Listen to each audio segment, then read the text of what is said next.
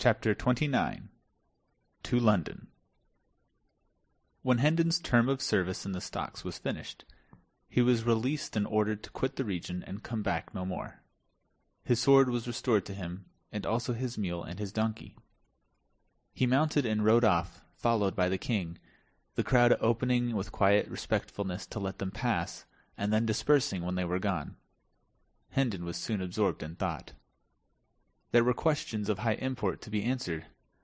What should he do? Whither should he go?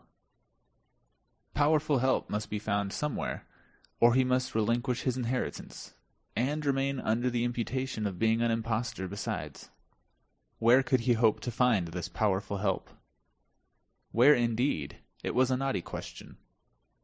By and by a thought occurred to him which pointed to a possibility.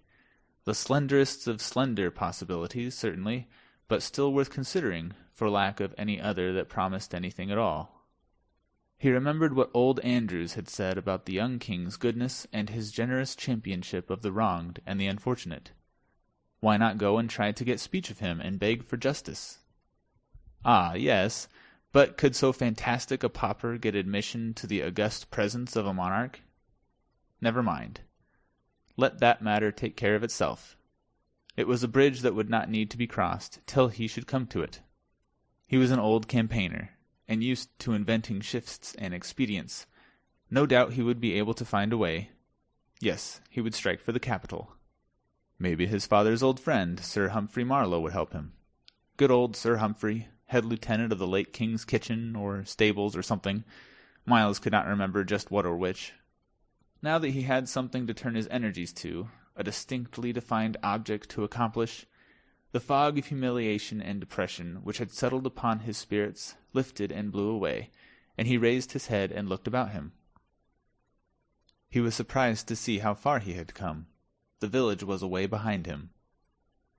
The king was jogging along in his wake, with his head bowed, for he too was deep in plans and thinkings. A sorrowful misgiving clouded Hendon's new-born cheerfulness. Would the boy be willing to go again to a city where, during all his brief life, he had never known anything but ill usage and pinching want? But the question must be asked. It could not be avoided. So Hendon reined up and called out, "I had forgotten to inquire whither we are bound. Thy commands, my liege." "To London." Hendon moved on again, mightily contented with the answer, but astounded at it too. The whole journey was made without an adventure of importance, but it ended with one. About 10 o'clock on the night of the 19th of February they stepped upon London Bridge, in the midst of a writhing, struggling jam of howling and hurrahing people, whose beer-jolly faces stood out strongly in the glare from the manifold torches. And at that instant the decaying head of some former duke or other grandee tumbled down between them, striking Hendon on the elbow, and then bounding off among the hurrying confusion of feet. So evanescent and unstable are men's works in this world.